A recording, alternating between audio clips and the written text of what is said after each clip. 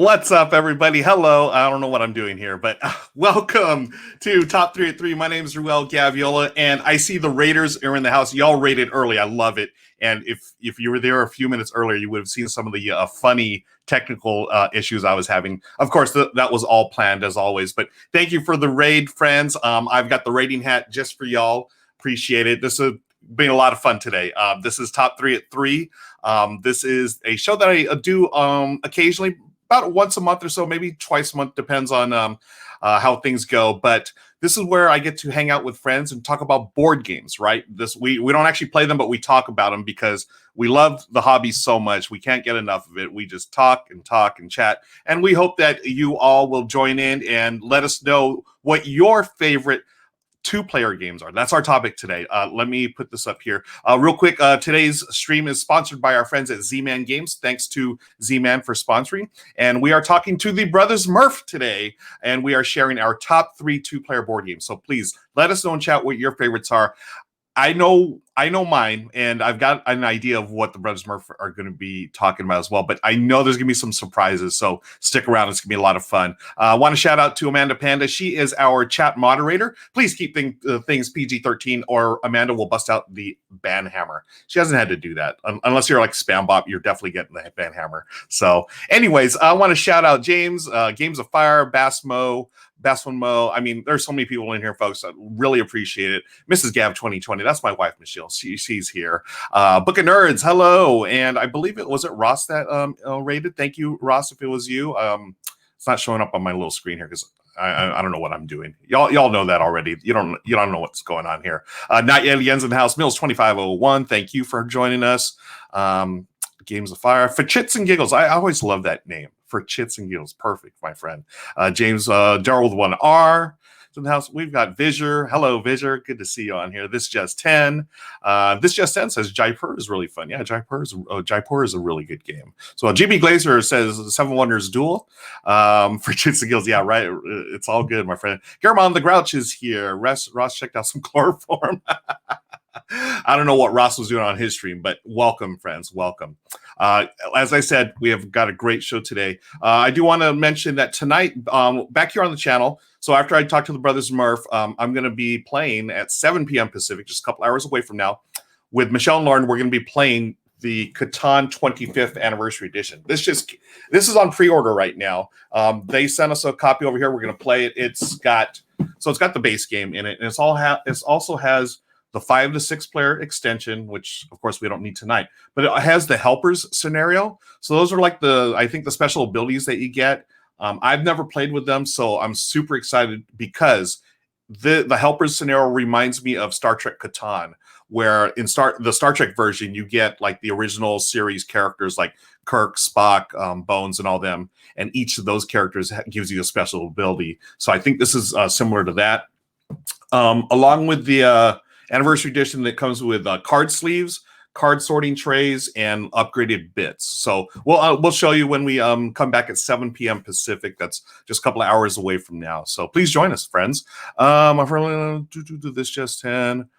Just going through the comments here, catching up, folks. Twin Flower's in the house. Hi, Twin Flower. Yeah, there are a lot of great two-player games. Now, well, I'll talk about it when we get them on. So let's see. Do I need to take care of any other business here? Y'all are here. We are ready. You ready for the Brothers Murph friends? I'm ready to bring on Nick and Mike. They're great peeps, good people, and we're going to be talking about some two-player games. And we also have an announcement, too, that we're going to be talking about as well at the end. Well, we've talked a little bit about it on our individual streams, but we're going to chit-chat a little more about it in just a few minutes here. So the Brothers Murph are board game media personalities who do silly stuff over on YouTube and Twitch. They're all about inclusivity and love to talk about all things board games and just really just nerdy stuff in general. Let me bring on the brothers. Wait. Now, did my mouse just die? That would be so on brand for my show. Okay, here we are. Let's bring on Nick and Mike. There's Nick and there's Mike. Hello, friend. Oh, hi. How are you? Oh, hi. I'm doing the little power trot, like the Joe Biden power. The Joe Biden, like I'm not the oldest person ever. Yeah. You don't need to do that. You can walk. Yeah, hi. Exactly. I was thinking the same thing. Like, just chill. Slow down. We appreciate it. Someone made a good point. That's the whole. Someone holds the door open for you, but you're still like 15 feet away from the door. So you kind of do that, like, half-ass trot, just like, sorry, coming. Seriously, but that wasn't that was a power trot. I mean, it was. It looks so long. Yes. So Nick, Mike, how are you? Thanks again for joining me. Much appreciated. What's happening, gentlemen? What's happening? Everything is happening. It's a Wednesday for us, so it's a work from home day. A work from home day, sort of our admin day. Yeah. Nick's been doing a bunch of stuff. I prepped some games earlier today, so I did a couple things, and then have played a board game. So we're hanging out mostly, getting ready for this. Hint. Yeah. Should we talk about it now, or should we wait till later to talk about that? We can talk whatever we want. Whenever. Yeah. I got no patience. We're all streaming on Saturday. Okay, I said it. There it is. You said it. We're all streaming. Mike, do you want to since you've said it, you want to go ahead and lead off and what's happening this Saturday? Sure. So this Saturday, we are pooling together some of our very favorite people to put together kind of a marathon stream. So no one of us is going to stream for longer than normal, but we're going to have 12 hours of solid streaming. We're sort of going to do a raid train from one into the next, starting with who are we starting with? Matthew Jude and Paula Deming. Yep. And then it's going to go over into Ross with more games, please, and then into Loozapalooza, then into Nick and I for a stream, then into Board Game Bliss and into Ruel. So we're going to basically get everyone onto a train, and then you're just going to party with us all day as we go from stream to stream to stream. It's going to be super fun. Yeah, I cannot wait. Nick, do you want to talk about sort of like the genesis of this idea, how we came about with this? Here's the thing. There's a magical place where all inspiration comes from. It's called Rancho Cucamonga. There's a fateful meeting. As Ruel knows. So we sold our game topper to Ruel a little while ago, and I drove out to the Kooks to give it to Ruel to drop it off. And we decided, well, that's sort of a conscious decision, but we just kind of awkwardly stood not near each other in his garage for like 3 hours. Just talked. Eventually we sat on chairs, but like it was just we ended up just talking. We were talking about like Twitch and just streamers and how much we love it and how to grow and all these just the conversation went all over the place. And I don't know how exactly who brought it up or how it came up, but we got onto the issue that is a lot of us end up streaming on top of each other just because of scheduling. And we're like, we should have it where we don't do that sometimes. And so we somehow came on this idea of doing like a hopefully monthly game day where we get a whole bunch of streamers, all these awesome, wonderful streamers, and people stream in 2-hour blocks, and you just raid from person to person to person. And we want it to eventually become like 24 hours, 48 hours, a whole weekend of just nonstop, bam, bam, bam, bam, and just going the whole way through. And that was kind of it was in the magical land of the Kooks, and the inspiration came upon us. Yeah, I remember that day. It was funny because it was so like just organic, I guess. I mean, I hate to use that word, but it really was organic. It really was, we were just hanging out, right there in the garage. And I thought it was funny too that we just happened to be hanging out, and sure enough, who rolls up like a half hour in, the FedEx guy, and just drop off, games and stuff. I thought that was so perfect. But it was so just sort of like, hey, we're just talking about creating content, and one thing led to another. Like Nick said, it just, why don't, let's just make this happen. Yeah. And then, you talk to Mike, and right away, Mike was like, boom. Yeah, this sounds cool. And and then just, talking about names that we, people that we really admire in streaming, being able to get them on board. And, we only have 6 total streams this time. And I feel like it's going to get big, real fast. Again, maybe this is just me hoping or whatever, projecting, but I feel like it's going to be really good. Be cool. Yeah. That's the hope, is to give, just to use our powers, combine our efforts and give people a chance to join in future stream days who maybe are newer to Twitch, because there's so many new people all the time. There's just a lot of potential. Yeah. Totally. It's sort of like, I guess, I don't know, maybe I shouldn't compare us to this, but it's sort of like the Avengers, everyone's like superhero-ish, and then they all get together and they can, defeat, the ultimate baddie. Yeah. So, that's really it is. And we're like, hey, these are all wonderful streamers, and we want just everyone's audience. One thing we talked about so much, Ruel, in that day was like, one thing we kept coming back. We want everyone to rise together. That's the whole. Yeah. We don't want one of us to get big and the rest of us stay. No, we all want to grow together. And we're like, well, how can we do that? And we think this is a great way because maybe there's streamers that you don't know about, and this is a way where you kind of don't have a choice. You're just going to get rated from one to the next, and it's a good way to get everyone seen and get everyone's audience bigger. And that's the hope, and just because there's so many wonderful streamers and and more and more every day, and we want Board Game Twitch to grow. Basically. Yeah, totally. And and I think that's one thing that I've been inspired by is you guys, watching you both for all the, I mean, it's been a while. I've been watching you guys for a while, and you have such a really cool community, right? And that extends beyond your shows now, like beyond your streams. That I've seen it in Paula's streams and everyone else's as well, where the chat is super inclusive, super friendly,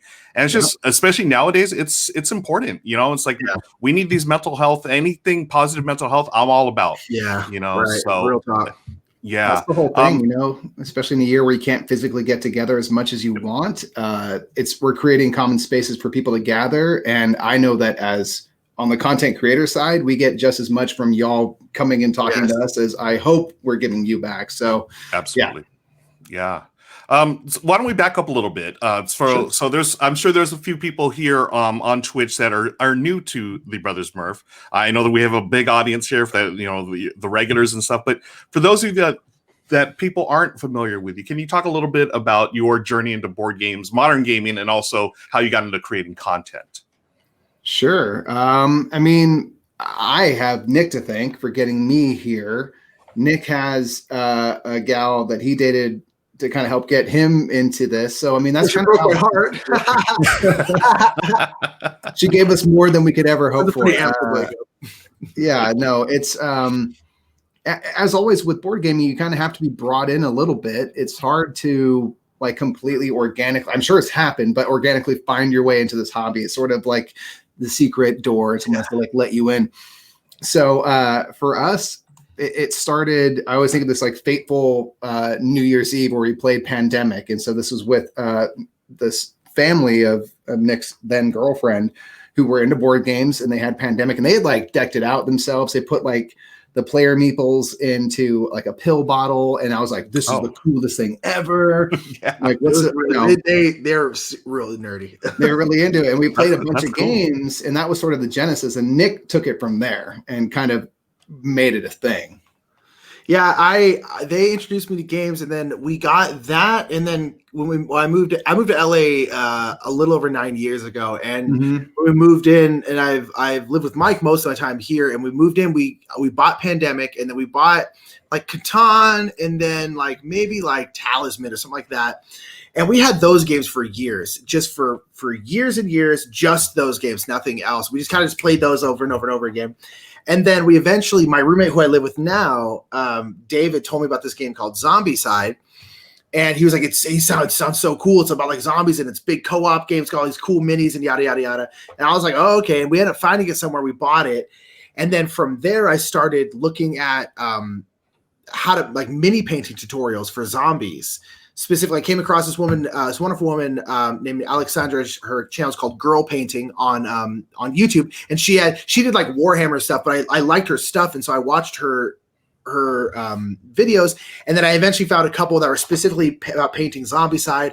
And there's all these recommendations for the Dice Tower and Rahdo and all these people. I started watching Rahdo, and then once you start getting into the content consumption part of the hobby, it's all over, because then you're exposed to so many new games. And then I started watching the Dice Tower, and there's so many more games. Then I found BGG, and it's there's just hundreds of thousands of games. Secret world out there. Yeah, really. And he just dived straight down. But it all came back to my ex-girlfriend, who's because that's one thing that's tough about board games. I feel specifically much, much more so than most other hobbies is someone kind of has to bring you in. Not completely. Some people just find it naturally and organically, but I would say the vast majority of people who get into board gaming, it's because someone else who's into board games brought them in and played it.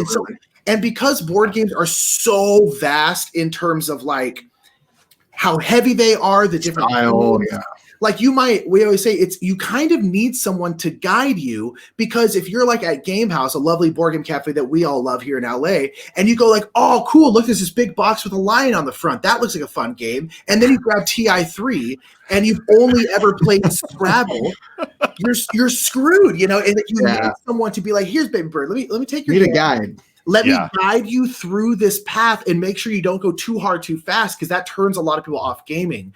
And so that's one thing that's hard about gaming, is you really need someone to be like your Sherpa, who like really is guiding you through it until you kind of know enough where you can go off on your own. And I think that's one of the main things that holds our hobby back, is it's got such a hard entry point. It's tough. And it's tough, but I had someone who kind of guided me.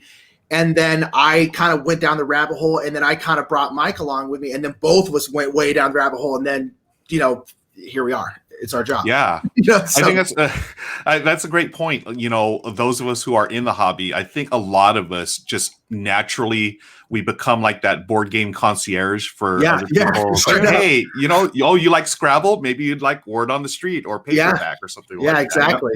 So I see, and I know I see this a lot on either Facebook or some of the socials, where people will talk about stories of, oh, I was just at Target and there was a family there, and I'm showing them all these games all of a sudden, and I think that's such a cool thing about our hobby.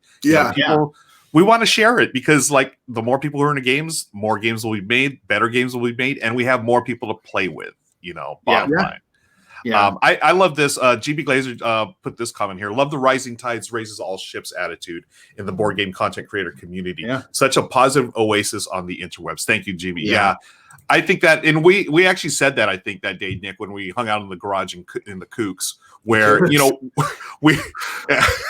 I love the fact that you called it. I've never heard the Kooks before. But what you said, we're outsiders. It's where it is now. Yeah, that's what it is. But when we hung out that day, we had said that, and then talking to Mike again right immediately afterwards, it's like, it's we all do want to legitimately, like, really, we do want to help each other out, and we do want to grow this thing, as big as we can. Why not? Right? It benefits everybody. Yeah, so it's all to the ultimate mission of creating more board gamers. Like you said, there's someone who can be in a Target and suggest to a family. Like Target and Walmart, for that matter, all these big box stores, I think are going to be a huge help for this hobby, because you have easier versions of Ticket to Ride and all these cool, accessible games. And, as content creators, I think we want to do the same thing. We want to create a really welcoming environment, something that's really fun, because it's like board games are really fun. And if we can just joyfully participate in this hobby, I think it's going to attract people. And so if we can all do what we do, and I think the common line you'll see on Saturday is we have a lot of people who are really positive, fun, energetic people. I think it just showcases our hobby really well. Agreed. And then we'll just have more and more people to play with. Yes. That's right. That is right. Now talking about, speaking of content, so you two, create amazing content, right? Again, you've been inspiration not only to me, but plenty of others out there. And as more people get into streaming and stuff, they're going to, I want to talk about some of the challenges that you face in creating content. And, what is the biggest obstacle or challenge for you both to continually, like, put out this great content? I think the biggest challenge is, one, is just getting started. It's hard to start because you want to have, I know we dealt with this early on. This is back before we had any dreams about having our own channel or anything like that. We were just going to do little videos for the Dice Tower. And right from the start, we had to say, like, what can we do that isn't just a carbon copy of someone else's thing that they're already going to do better? Like, we don't really do reviews. Why? Because, like, Tom will do that better than we can do. Yeah. So finding something that's different was a step in the right direction. And then the main thing was finding something that we were interested in, something that we are passionate about, and then just start doing it. Yeah. So I think that's a big potential hurdle is you want to do it well. You want it to be perfect and all that, but that can be kind of a tough barrier at times. So I think just like do something that's interesting to you. And then don't worry about the rest. If you are doing something that you're passionate about, that's genuinely interesting, you will put energy into it. You will get better at what you do. And so it's just really kind of starting is the hard part, I feel like. I think that is such a great point where I think sometimes again, if you want to get into a creative endeavor, sometimes you get stuck in your head too much. Like you want this thing, like, you envision yourself live streaming. You want to do like, this like, super high quality show. But you're like getting stuck. You're like, oh, I only have this or I only have that. And Sure. I remember when I started live streaming by myself back earlier this year, like I had done stuff for like Geek and Sundry, Renegade Game Studios. I mean, these are like actual studios. They have studio. Yeah. Full on studios. I mean, they fed me lunch. I'm like, okay, yeah, we have catered lunch. I love you guys. It's on a level. Yeah. Yeah, totally different level. But then, so at home, like I just had this, game library and my smartphone and a old laptop. And it's like, you know what? We're stuck here for we don't know how long because of COVID. I'm just going to do it, and hopefully things will get better. I'm not going to worry about the tech stuff. And there's a lot of funny moments in those early streams where my phone would die. It's like, oh, okay, I guess the stream's over, and stuff like that. Same. We started off with a webcam taped to our overhead dining room lamp that would swing. Like, dude, awesome. Yeah. You did it, right? That's what anyone watches. And I think that's a lot of it is like getting started, and then is a huge one. But then perseverance is a huge one. Like you got to keep going. I remember that jankiness Kirky knows. I don't know why anyone wants the beginning stuff, but I think that's what it is, like perseverance and continuing, because I think one of the hardest things, especially for someone like Mike and I, and then I think you, Ruel, and a lot of people who are getting into the hobby now, it's like walking that line between doing what you want to do and doing something that's different and doing something that people want to watch. Because a lot of times you do something different, it doesn't do very well. It just doesn't, like real talk. Like everyone wants something different, but at the same time, everyone kind of wants what they always like and what they already want. And so it's like having the perseverance to keep going when when you believe in yourself and you have to keep going, because it can get very difficult and kind of downtrodden sometimes, because you're like, now the stuff that we're really passionate about is doing very well. And that's very hard. You kind of just have to keep going and believing in yourself, knowing that like, no, what we're bringing to the table is a good thing. Twitch has been like that. We've talked about like, it's been a struggle with Twitch, trying to get growing the audience here, and how do we do that? And, you got to just keep going. Like the audience will come, and it's like, you just got to believe in yourself and keep going. And that's difficult though. There's a hard line to walk between, again, it's the constant, like movies, they're both an artistic endeavor and a business, and commercial, very difficult line to walk. And it's the same with any kind of content creation. What do you want, in that line, kind of thing. So we always come back to what are we interested in, because you can't control how a video will do or a live stream will do, because you could be doing everything right and it's just on the wrong day. And there's really nothing you can do about it. So if you're doing something that you're interested in, something that you want to get better at, that you want to invest energy in, like that will sustain you. And I think if people are doing that are not to get too hippy dippy about it, but like if you're speaking your truth, right? You're doing stuff that's truly what you're into, people will respond to that and they will gather. It just takes time. People are attracted to passion. If you're passionate about it, you could be passionate about anything. I'll listen to you talk about it if you're really passionate about it. So it's like, just have passion be your driving force, and you'll be all right. Yeah. I think that's great advice. People, they see, I think they know authenticity and they know real stuff. Like, again, both of you, it's really easy to, watch your stream and say, they love board games. They love playing. They love interacting with people. Yeah. That's real easy, where, other streams may not have that or whatever, but it is what it is. I mean, you're doing what you love to do. And I think that's a great thing, along those lines. So now that a lot of people are live streaming these days, a lot more people are. Yeah. So awesome. What's some advice that you would give them if people are thinking about, because I see some people in chat actually. Hey, I'm thinking about getting a live stream. Do it. Yeah, I mean, I say do it, but can you all share some advice as far as whether it's technical or just inspirational or whatever, advice for new streamers? Sure. I would say kind of what we were talking about earlier. Start wherever you can start. We have continually since the beginning have always tried to upgrade our equipment as we could, piece by piece, and we get a little bit better, and then we work on things, save up some money, and get a little bit better, and we also learn throughout that. So start wherever you can start. If that means you have you're on a cell phone with a limited battery, start there. That's fine. Do it, because if you do that, and you're having genuine fun. And then the other thing is make it a show. If you're doing something live, the thing we always say, because sometimes there's people who do live stuff, but they never interact with the chat. They never acknowledge the chat. And it always begs the question, like, why is it live?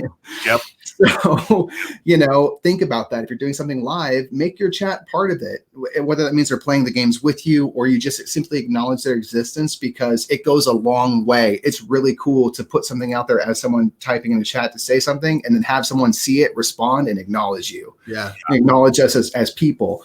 So that's what I would do. Start wherever you can and make it about the audience right away. Yeah. And then get better as you can. Yeah.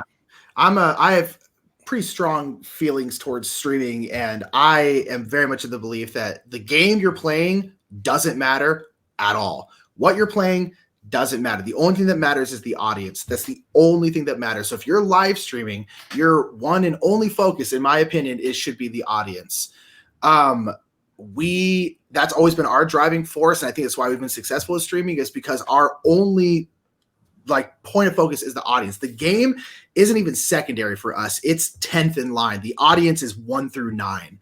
And I think that's so important because, again, if you're not going to interact with the audience, why are you live? Just record it and put it on. Put it out later. Put it out later. To me, you need to give people an incentive to watch you live. If you don't, then why would they? And so the audience is the only thing that matters, in my opinion. And I think because board games, we've talked about this, Ruel, board games are inherently boring to watch for the most part. They're just not entertaining on their own. They just sit there. They don't do anything. So you have to bring the entertainment. Yeah. You have to bring the interesting part of it. We always say people might show up because you're playing Scythe and they love Scythe, but they'll stay because of you. So you need to be the focus, and the audience needs to be where all of your attention is, because that's what will get people to stay. The game won't. After you're done playing Scythe, they'll leave, but they'll stay because of you. So Mike and I will play Carpe Diem, the driest, most ugly game on the planet, and our numbers exactly the same. It's because our focus is the audience, not the game. Yeah. Yep. People follow people. Yeah. You took the words right out of my mouth. That's exactly it. People, and because nowadays, especially with so many other creators out there, you can go to YouTube and type in a game and you'll find 20 videos, that give playthroughs, how-tos, strategy guides, whatever. But people do really respond to, hey, Brothers Murph are going to be live tonight. I want to watch them. And again, it doesn't matter what game, but the fact that you acknowledge people and you talk to them, and you look like, you generally do enjoy doing this. So I think that goes people get connected to that. They connect with you, and that's a big part of it. I think is like you're saying, Nick, just put the audience number one, rather than the game. I think that's such a good point. Grandma, real quick, I got to just this is that was the best part of beginning with Ruel. Can we finish the stream before the phone dies? Yes. That was so funny. Yeah, we had so many times, like, hurry up the game, hurry up. But race against time.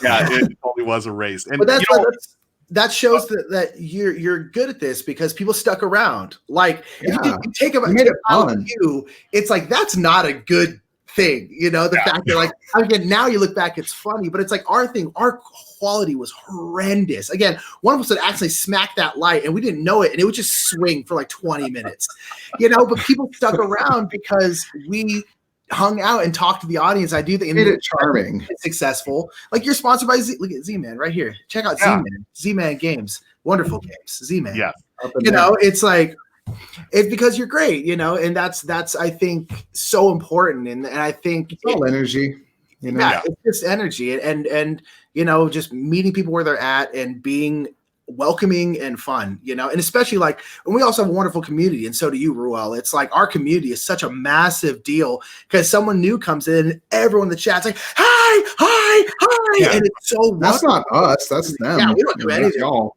rather. Yeah, I love that about the communities that we share. And again, I want to thank you for bringing so many people to my channel as well, because I was a fan of yours before we started working together and stuff. So it was really neat for me to see, like, all these people. It's like, oh, this is so cool. Like, I know y'all from the Brothers Murph, that stream, and so. Oh yeah, folks, this is nothing but a love fest today, friends. Thank you again for joining us. I started my stream earlier this year because of COVID, because we were locked down, just like, hey, this is what we're going to do. So why not? our topic actually relates to that. So we are talking about our top 3 2-player games today because a lot of these games people are at home, we can't go out as much. There is no such thing as open game nights nowadays. So I think this topic is very relevant, right? As far as gaming is concerned. So I want to thank everyone for joining us. Thank you again, friends. We got the Brothers Murph. We're talking about content creation. We're going to talk about 2-player games. We're talking about the Biden Power Trot, all kinds of good stuff today. You know what? I know the name. That's a Biden Power. Topping out at 4 miles an hour. I do want to mention one thing. So as far as content creation, one thing that someone had just started streaming on Twitch, and I wanted to watch the replay, but I couldn't find the replay. And this is something I did as well.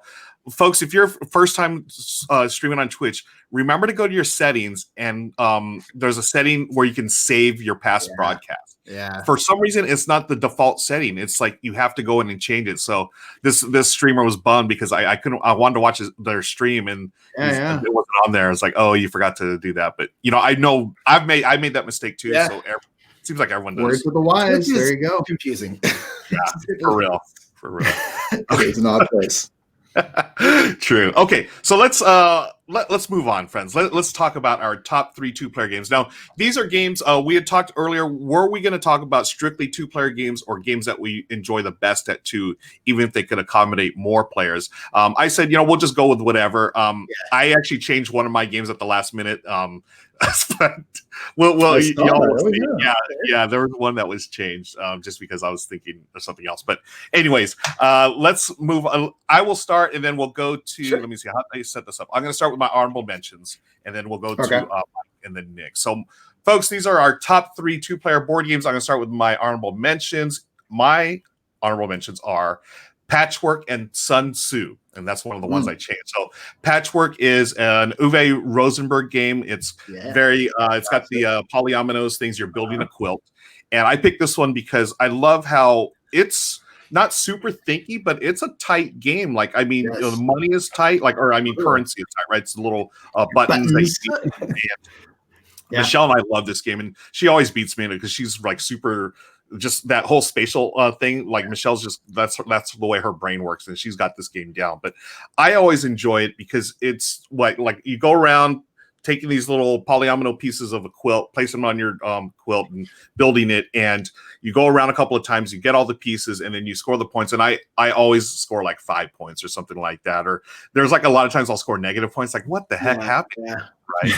But it's so good. It's just really I know we use this game so much in board game talk, but it's very elegant. It's just right. You take a piece, you place it there, and then you move the thing, and you collect buttons every now and then. But that's one of my honorable mentions. Patchwork. I know both of y'all have played this, correct? Yeah, I love Patchwork. Oh man, it's a classic. It is like the polyomino game. Like it's what everything kind of sparked the whole polyomino. You always say kind of like Patchwork. It's like the go-to, and for good reason. Plus, the way they use the turn order thing is really cool. I like that too. Yeah. So you can, it's almost like last goes first, right? And it's like that's sort of like Tokaido feel to it, So yeah, that's one of my favorite 2-player games. My other one is Sun Tzu, and I like this one. This is the one I just swapped in because I remembered about it, how much I love this game. But it's been a while since I played this because I usually play this with my buddy Daryl, and we haven't been able to hang out because of the whole COVID thing. But this one is a hand management area control game, and it's got these. It's got a map of ancient China, and you're just trying to, take over as many areas as possible. Yeah. But it's got this really neat thing where you're doing almost this like tug of war. So after every round you score, and sort of like that Seven Wonders duel thing between the military where it goes back and forth. Yeah. This one, if you can get it all the way to your side, you automatically win, just like in Seven Wonders duel. So I almost feel like Seven Wonders duel took that from this game. But this one is just pure area control. You play cards in the 5 different sections, and then you flip them over one at a time, and then whoever has like the highest total on that will take that area and place troops.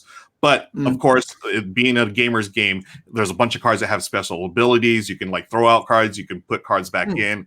It's super. Yeah. I mean, it's for my money, it's totally underrated and totally like not. I've never even heard of it. Yeah, really. Yeah, it's from. I think it's from Matago, and it is actually.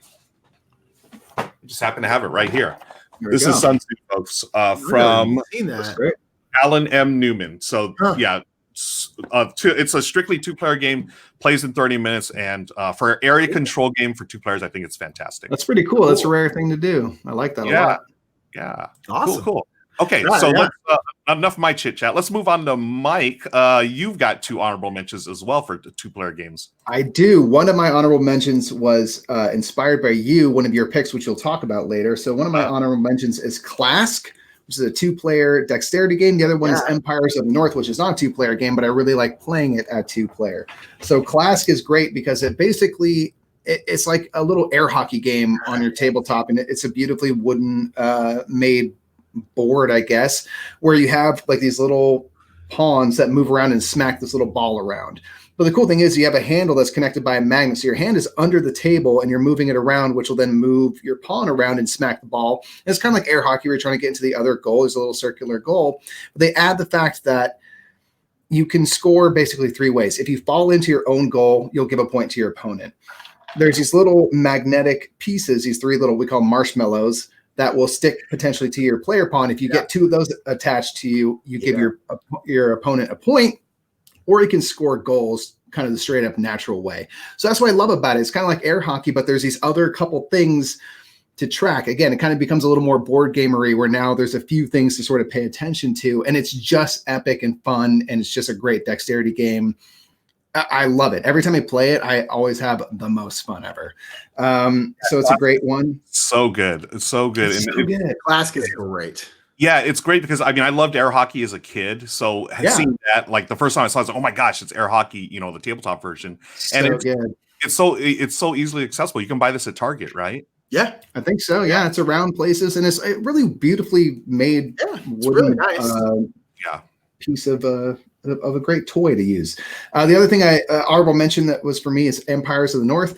It's one of my favorite new games of the last couple of years. I just love that you get all these different factions and you're just playing through your deck, and each deck will have a little engine within it. So you're basically, it's a race to figure out like, how do my cards work? What does this clan do well? And then trying to get the engine up and running quicker than your opponents. And there are little ways you can mess with each other, but basically you are fully interested in your own deck of cards. And so since there's not a whole ton of interaction going on, I like playing it 2 players because the game goes really, really fast that way, because you can just go back and forth, action, and play it super quick. So Empires of the North is really fun because you can play it so quick. You could try 2 factions, take those out, and then go to 2 new factions, play again. Yeah. And it's just so fun to explore. I love Empires of the North. So yeah, it's great to play.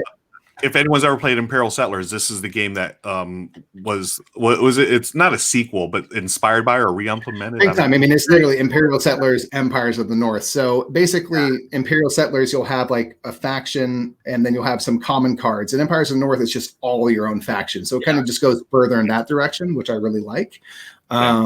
It's such a good game. I love it. It's yeah, I played it. I played it at 4 players and really enjoyed it. So, but I can see as you're talking, it's like, this would be excellent. It was great. It's just quicker. That's the only difference. Yeah, it's just quicker. Gotta which love is that. Great. There's so many comments in chat. I just want to say Ben Osteen was talking about how he has shelves of 2-player only games, and this has been brutal. Like honestly, the list I made, I'm like, I can totally throw it out and put 5 other games here easily. Absolutely, yeah. I mean, lots to pick from. Yeah, way too many. Thanks, Mike. What about you, Nick? Your honorable mentions for 2-player games. My honorable mentions, it was tough. I threw in 2. I threw in Targi, which is a great 2-player game. I just played it recently again. Yes. It's just so good. It's so unique in terms of like the worker placement kind of thing that like no other games have used, and I don't entirely know why no one else has used that system, considering it's so brilliant.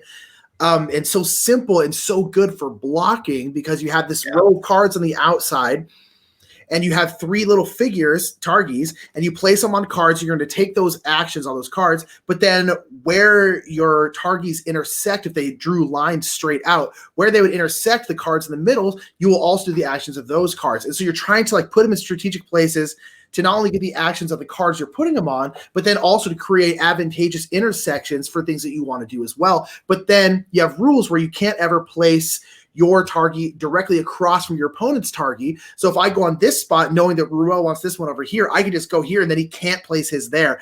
And it's just so much blocking and it's so unique and no one else uses it. And I don't understand why. It's such a cool system. It really is. And like, it's we're all worker placement fans here, and it's a different type of blocking, right? Yes. Normally you put a worker there and you just block that space. But now you've got to worry about these intersections of where going. I agree. I wonder why more people don't use that. I don't know. It's a system that I don't understand. It's very, very fun, very tight, very difficult game. It's great.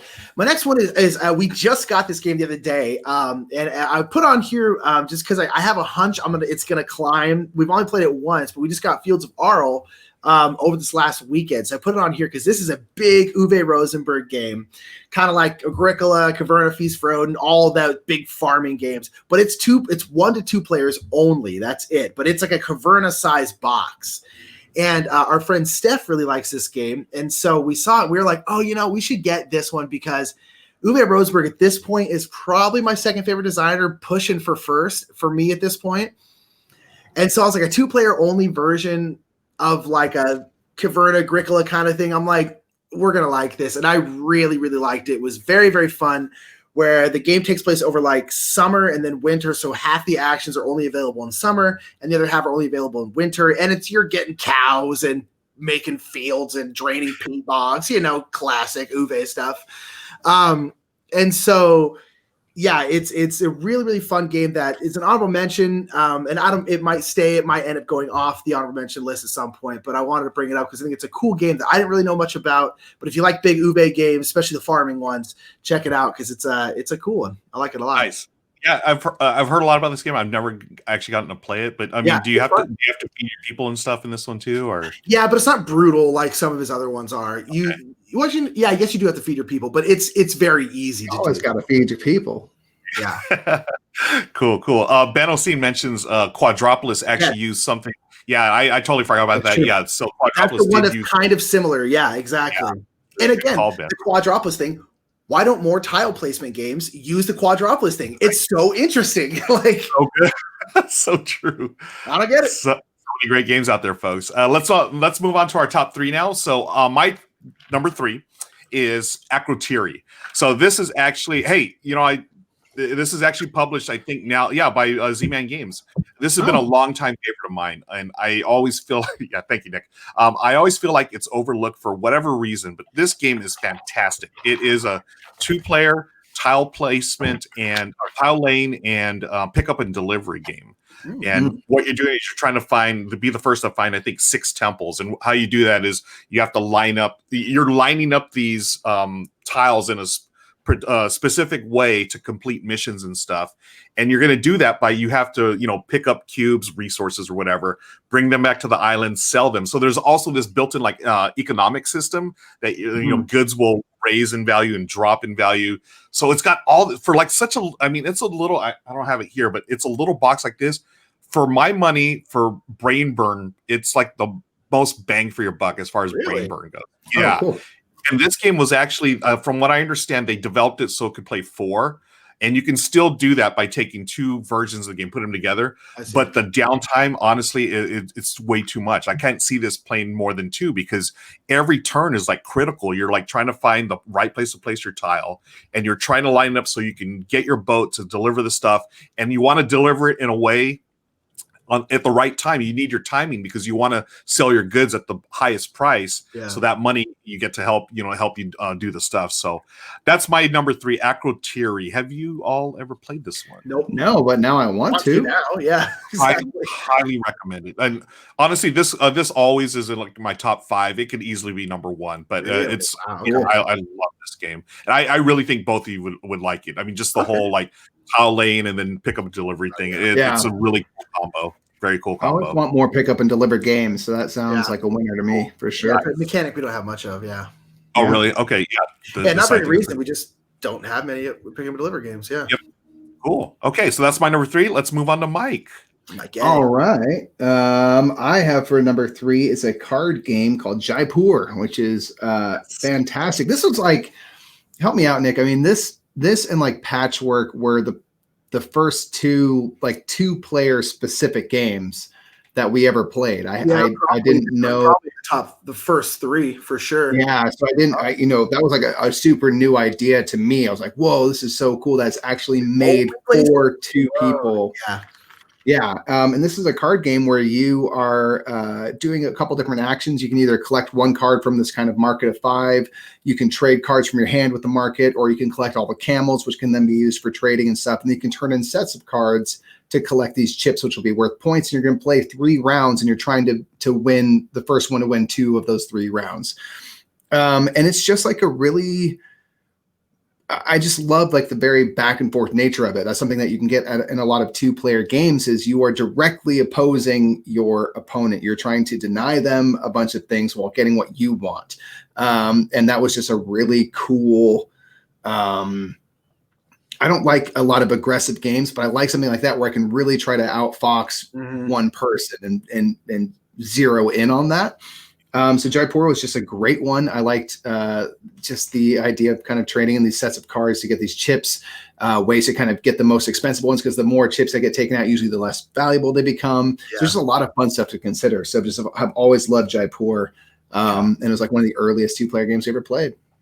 That's so cool. It is a good one. I love that whole trading, and you're trying to figure out, I want these, but I have to give up these.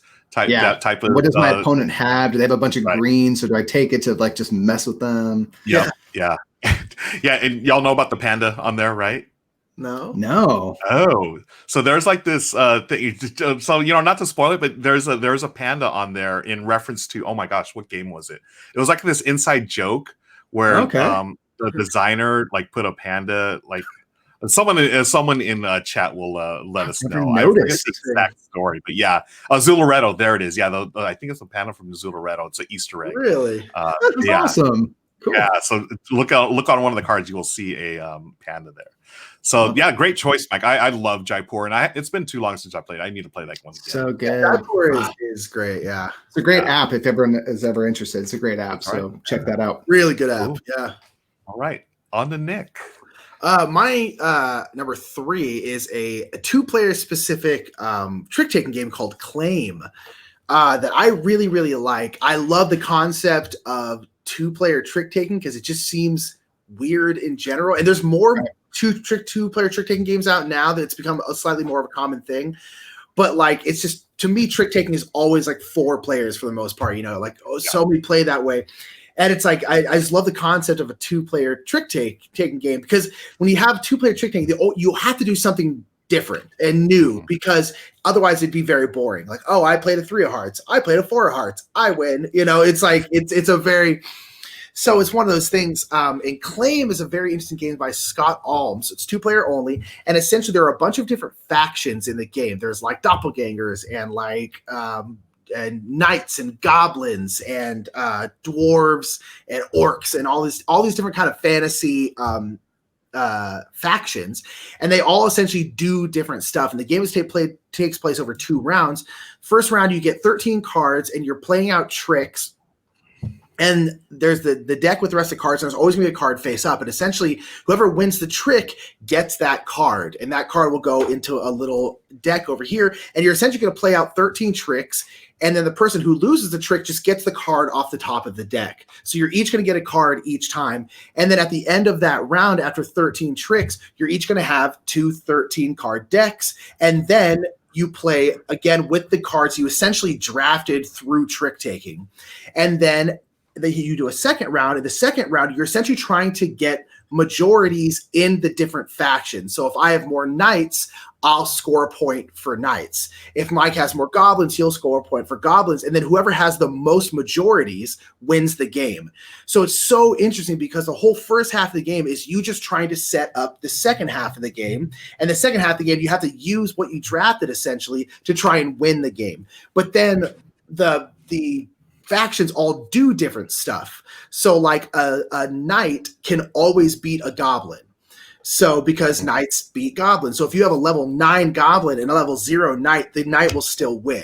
And so they all work off each other, and sometimes they get to like look at the deck and they all do different stuff. Sometimes they take place in the second round, sometimes they take place in the first round. And then there's a bunch of expansions too with all new factions. And so there you can just add in kind of whatever you want, and it just it's very, very cool, very, very fun. 2-player only trick-taking game that I really, really, really like. I need to check this out. I've never played this. I think you would like it a lot because Games is carrying it over here now, so it's more readily available. Awesome. It's really cool. It's really interesting. It's really fun. It sounds like it, especially the fact that you can like get different, the expansions and stuff, add more stuff to it. Yeah. There's like Claim 2, which is all new factions, and there's like 3 other expansions, and then there's like new stuff. There's like locations, which like change the rules. There's a whole bunch of different stuff. I'll try and find it. And here's the thing: if you play against me, you'll win because I'm horrible at this game. So but he has fun. That's what counts. Yeah. Nice, awesome. So that's number 3 for Nick. We're getting to the top 2 now, folks. I'm going to start here. My number 2 is Star Wars Rebellion, and this one is. I'm a Star Wars geek. I love Star Wars, and this is the original trilogy Star Wars. But then with the expansion, they added some new stuff. But the original game and the original trilogy, I love this game. It is epic in scope. Now it technically can play 4 players, but it's best as a 2-player. You've got the Rebels versus the Empire, and I was skeptical of this game at first.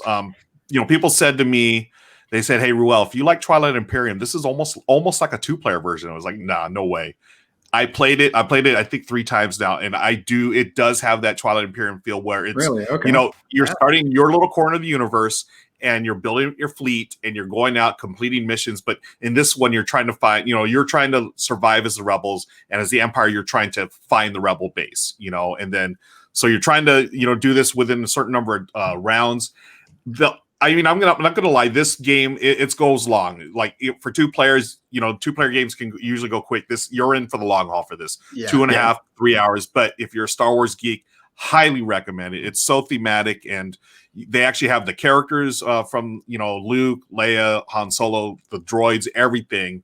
And this one surprised me. I wasn't sure how they would incorporate them, but they incorporate them beautifully in the game. It's very thematic.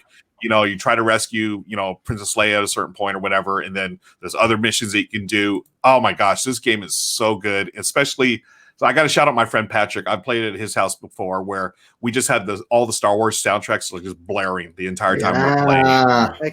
And so good. But anyways, that's my number 2, Star Wars Rebellion. I really want just a brilliant game. Yeah, just a brilliant game. Love it. Okay.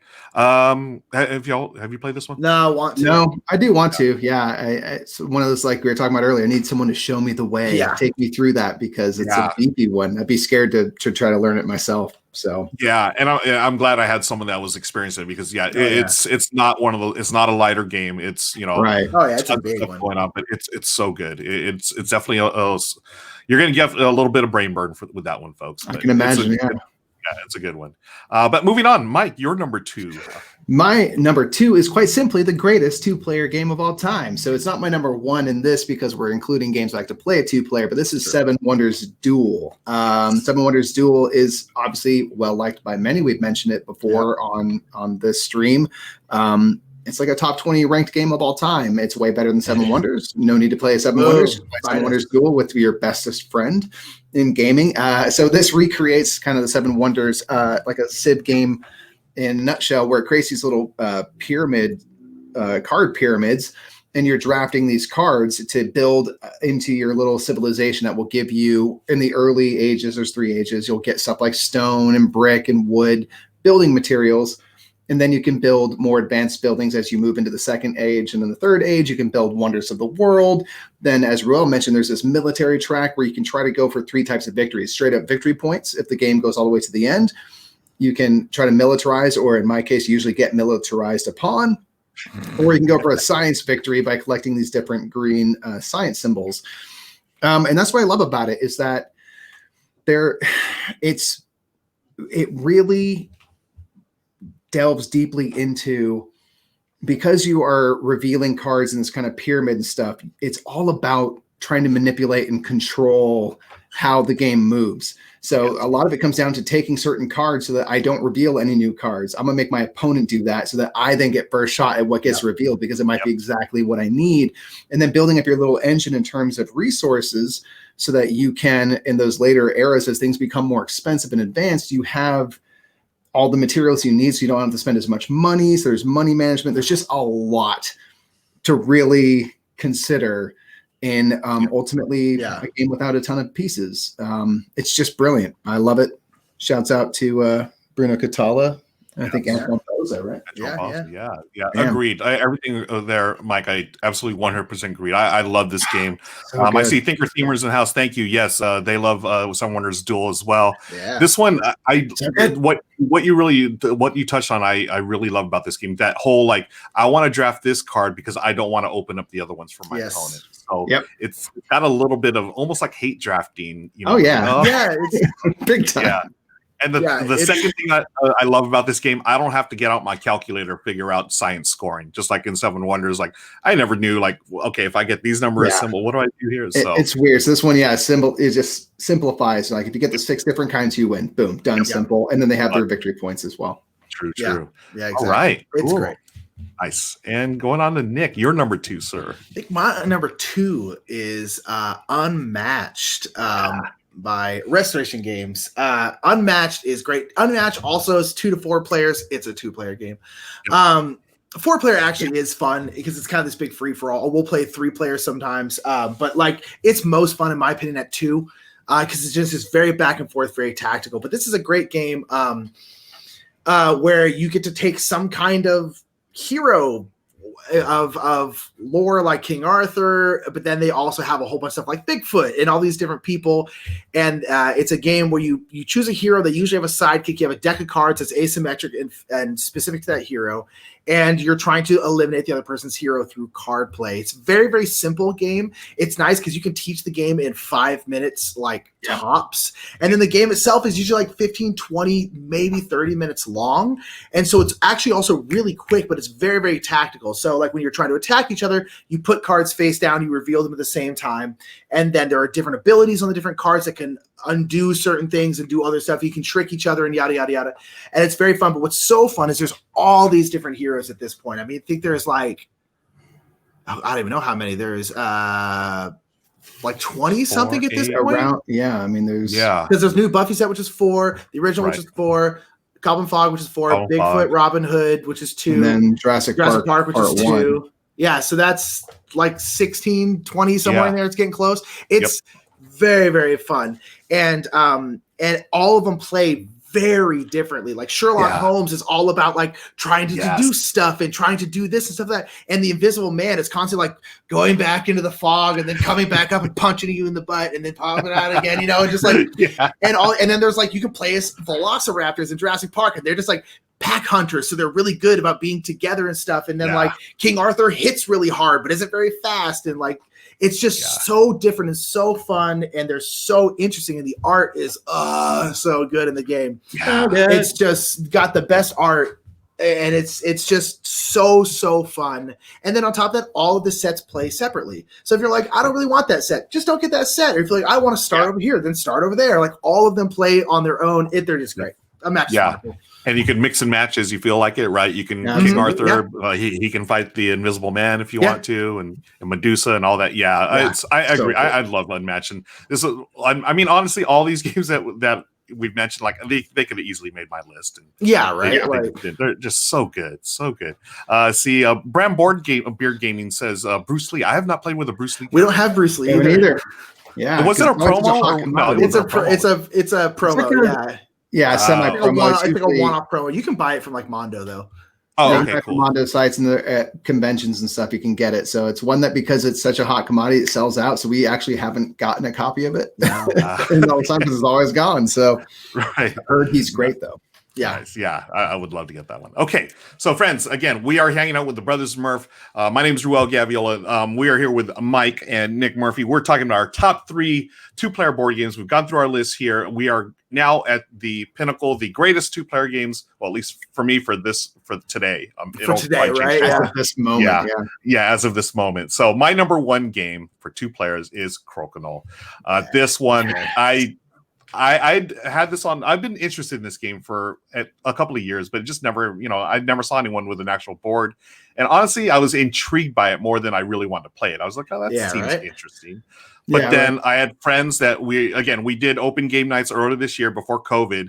And my friend Edward and his wife, his partner Sasha, brought their board. And I was like, okay, I need to play this. And once I played, I was like, I joined the cult. I was like, I got to tell everyone about Crokinole, And we ended up playing it at Dice Tower West with you guys for many hours, right? You're just recruiting people into the cult, and we went in hard. It's so good. So good. Yeah, for my money, it's my favorite dexterity game ever, and it's like a super simple version of like shuffleboard and curling. And this round circular board, and it's pretty simple. much it's flicking. It's great. It has no right being as fun as it is. Yeah, right, and that's I'm still blown away by it. And Michelle and I just played it last night on live stream, and we played 2 games, and we could have easily played 10 more, But oh gosh, it's so good, folks! Fun. If you've never played Crokinole, please check it out. It's totally worth the hype. But it really is. It really is. And before we go on, I do want to mention this. Michelle wanted me to ask you too before we get to your number ones. We're talking about Crokinole, talking about Dice Tower West, talking about the Brothers Murph. She's like, you need to ask them: is there going to be a 2-player variant for Donkey Vault? Probably. And I said, I will ask them. Yeah. Is there going to be a 2-player variant? I think it's weirdly bigger than the 4-player game, which is confusing, but it is. It's like a mega version, but it is all streamlined for 2 people. You actually run your own rival midways, and so it kind of goes into the corporate side of things. I love it, but still gonna be very much dexterity based. Awesome. So there you go, Michelle. You now have your answer. She was so fired up. So that's my number 1 Crokinole. Let's move on to Mike's number 1. All right. So, like I mentioned, Seven Wonders Duel is my favorite 2-player specific game. Now, this one is my favorite game to play at 2 players, and it's Grand Austria Hotel. And so this is a game that so good. Kind of like Empires of the North, I like to play at 2 players because it keeps the time down. Grand Austria Hotel does that to a point where it's literally, for my money, a necessity because it's a hard game. Mm-hmm. It's a thinky game where you are trying to run a hotel and trying to attract guests into your hotel by simply feeding them what they want. I guess it's that easy. If you give them cake and wine in the cafe, they'll join you and stuff. So there's a lot to think about with this game because it all comes down to rolling out dice at the start of the round, which will give you access to certain actions. And if there's a lot of 1s, you're going to be able to get cake and strudel easier. If there's a lot of 5s, you're going to be able to hire more employees, but you can't control where these dice go essentially. Yeah.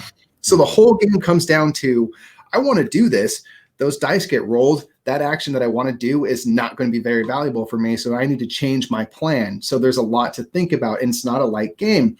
So when you're playing a 3 or 4 player game, you do this really cool snake draft where if I'm first player, I'm going to get the first die, then everyone else is going to go, and then it's going to go backward. I'm going to get the last die. So when you have like 4 player games, turns and rounds can go on for a very long time. And by the time it gets around, if I was that first player, comes back to me, the dice are so different. Now I have to kind of rethink my turn again from the beginning. Yeah. Mm-hmm. So when you have even a 3rd player, or especially like a 4th player, the game goes very long. Yeah. And so I like it at 2 player because you can kind of keep it on the snappier side. And it's going to be plenty long enough even at 2 players. In that case, you just do a really quick, simple snake draft. If I'm first player, I go first, then Nick would take 2, then I would take another die. Nice. I just like it because it just seems like a necessity. I don't get much out of more players playing. It just kind of makes it harder because like by the time it gets to me, that person that I wanted to bring to my cafe is gone and the die that I want to take is gone. So I'm like, well, give me a minute to think start over. Yeah. Right. Grand Austria Hotel is an incredible game. I really like it. Especially at 2. I have not had a chance to play this yet. I've heard. Have you not played? Now, is this the same? same designers as Lorenzo Il Yes. Magnifico? Yes. Okay, Yes. because I love that game. I just Yeah. assume I would love this one too. Yeah, and you would. It's really good. It's just really, there's just a lot of fun stuff, and it's tough. It's Yeah. it'll get you in the gut. You're like, oh, what do I got to do? You know, like you're trying to do so many things. It's so hard. Nice. It's Awesome. to me an only 2-player game. Yeah, That's maybe so good. 3, but certainly not more than that. Yeah. Love it. All right, so that's Mike's number 2 or number 1. Let's go on to Nick. You have the final call today, my good friend. Do. Your number 1, and in celebration of the Dodgers being straight trash, it's going to be Baseball Highlights 2045 is my number 1. Yes. Yeah. Wait, did you say something about the Dodgers? They being straight trash, dude. You know how much I love your Filipino Dodger gear. Now I can't talk as much trash about them because I love your Filipino Dodger gear. It's so They are awesome. the 2020 champions, folks. Of the Dude, World Series they won. Oh. The So Giants probably jealous. won't be good again until about 2045. Dude, so right? we- Exactly. So Baseball Highlights 2045 is again, you technically can play it more, but you don't. Yeah. It's a 2-player base only game. It simulates baseball in a very interesting way, but it's set in 2045, which is not that far in the future, actually. But essentially, how it was is baseball got very tired and people stopped watching, and so they changed the whole game. The theme of the game is very interesting, where they brought in a bunch of robots to play along with the normal players. They shortened the game to 6 innings, so it was faster. And then all the pitchers and stuff, they gave like cyborg arms. So there's what are called naturals, which are normal people, cyborgs, and then robots. Robots are really, really good hitters. Cyborgs are really, really good pitchers, and naturals are kind of all over the place. They're well loved. They're well loved. They're kind of like the yes. heroes of the game, essentially. And essentially, you each start off with like a starter team full of like veterans and rookies, and you are playing cards. And essentially, you play a card, and the card is going to threaten a certain amount of hits for the most part. Like this card is going to hit. Basically, in this inning, I'm going to hit 2 singles and a double. And then Mike will play a card, and his card basically is going to react to the card I did, because a lot of cards have defensive stuff on them. So Mike will like cancel like 2 of my hits, and then that card will also threaten hits, and that's what he's threatening. And then I have to play a card that reacts to his and threaten stuff for my own. And you're going back and forth, and it's an incredibly tactical game where every single turn you have to react to what the other person's doing, but then also threaten your own stuff. And I really feel like even if you don't like baseball, the game is still very, very interesting. But if you do like baseball, this game is amazing because it's super cool. Yeah. But then after the game, you figure out who won because you score runs like in a normal baseball game. After the game, you take all the cards you played, and all the cards have recruitment value on them. And you essentially get to buy cards from the free agent deck, which is much, much better cards. So then you buy a card, which will have like 3 home runs on it and all this crazy crap on it. And that card then goes on top of your deck, so you'll get it for next game. So your opponent also knows that card's in there. So then you're constantly like, when are they going to play it? When are they going to play it? You know, when are they going to play it? Yep. But then you have to take a card from your deck from last game and then send them down to the minors. So your deck never gets any bigger. Yeah. And it's just, and Mike and I, how we always do is we'll play like a 5-game series, because the individual little mini games are very short. They're like 10 minutes, 5 minutes, somewhere in there. So we'll play a 5-game series, and then whoever wins that 5-game series gets home field advantage for the World Series. And then we'll play a 7-game World Series. And it's so much fun, and there's a bunch of little mini expansions. So like our free agent deck is like this big, and they're all unique. It's stuff. It's so much fun. Yeah, I love Baseball Highlights so much. Same. I think it's, and then this is like, there was 2 games when we're talking here today where they could have easily been my number 1s that didn't even make my list. Baseball Highlights 24 is one of them, and 7 Wonders Duel. Those are 2 outstanding games, and I love Baseball Highlights so much. It's such a unique deck builder, because I mean, you're playing the game, but you're playing baseball, right? It's just the highlights of the game, and then you're improving your team after every game. It's so good. And I'm not gonna lie, I played it a lot when the Dodgers were like really bad. So because like since my real team sucks, I might as well just create. Hey, I'm gonna play LA every time, and I'm gonna. I'll beat whatever team it is. But now that the Dodgers are the 2020 World Champions, I don't really see it necessary to play it anymore. Right? Retire. You put enough good juju into the team, they finally won. Yeah. They got it done. Thank you. Okay. Yes. But it's, and you know, this is a game. Have you ever played it 3 or 4 players? I've never done the 3 or 4 player. No, 3 players weird. If you're playing 4, Mikey, isn't it essentially you're playing 2 different, I think 2 you just separate play games? a tournament. Like you'd play a series to see who goes to the World Series, and you could play the other players could play for 3rd and 4th player. That's my understanding. Which like that could be cool because you're essentially playing 2 games next to each other. But to me, it just seems like it's 2 teams going head to head. You know, it just makes sense. It's a 2-player game. Right. I don't know. And just like the 3-player, like I don't know how the 3-player works. Do you I all don't, play the honestly, same we've time? never even really looked at it. We're always like, Yeah. no. Yeah. Yeah. Same here. I was like, I don't want that. Yeah. And then I do like this as a solo game as well. This is actually plays really well as a solo game. I think I have played it. It's been a long time though, so I honestly don't remember what it's like. But it's not easy. Basically, I mean, you play the game as normal, but you're playing against the Automa or whatever. You basically are playing against 15 free agents right off the bat. Oh yeah, it's brutal at first. So you basically lose the first 2 or 3 games, and then hopefully you build up enough where you can finally beat the team. Yeah, it's good. It's solid. Ooh, but awesome. Anyways, great choices, friends. I mean, these are all great games. I would play any of them in a heartbeat. So I want to thank you both for joining me. Much appreciated. Thank you so much. Always appreciate your time. Where can people find you on the internet if they don't know already? Snap everywhere. You can find us right here on Twitch at twitch.tv/The Brothers Murph. You can find us on YouTube at The Brothers Murph as well. And social media, just search The Brothers Murph wherever you like to find stuff, and you'll probably see something we do there. We also do videos for Board Game Geek. We have a podcast called This Game is Broken, which is a board gaming panel show with some of your favorite folks. And what else do we do, Nick? We were talking about this the other day. We always leave something out. Nick does a podcast about monsters, mysteries, and the unknown called Death and Monsters, which you should absolutely listen to because it also features board game people talking about other nerdy stuff like conspiracy theories and whatnot. Yeah. That's pretty much it. Be there this Saturday, fam, Please for our big game day. You'll see more stuff on social media about it, but we're really excited, and we'd love for as many people as humanly possible to be there. So it's just the beginning, y'all. This one is gonna set the ball rolling. We hope to see it gain momentum and include more and more people in the future. So let's make this first one a huge success.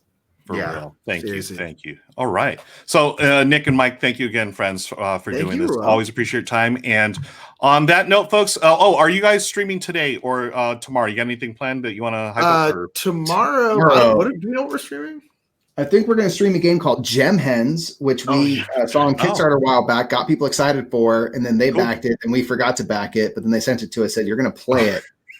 Because people who watch us can turn in channel points to force us to play games. So I think we're going to play Gem Hens and something else. So come on down. Yeah. Cool. All right. And friends, I will be back here at 7 p.m. with my family. We're going to play the 25th anniversary edition of Catan. So please come back. Thank you again, friends. I just saw Crystal Thorndog. Thank you, Crystal. Yeah, we're super excited for Saturday. Friends, real quick, I'm going to shut things down here. But on behalf of Nick and Mike Murphy, one person. Have a great day. Stay safe and be kind to each other. Bye, everybody. Bye.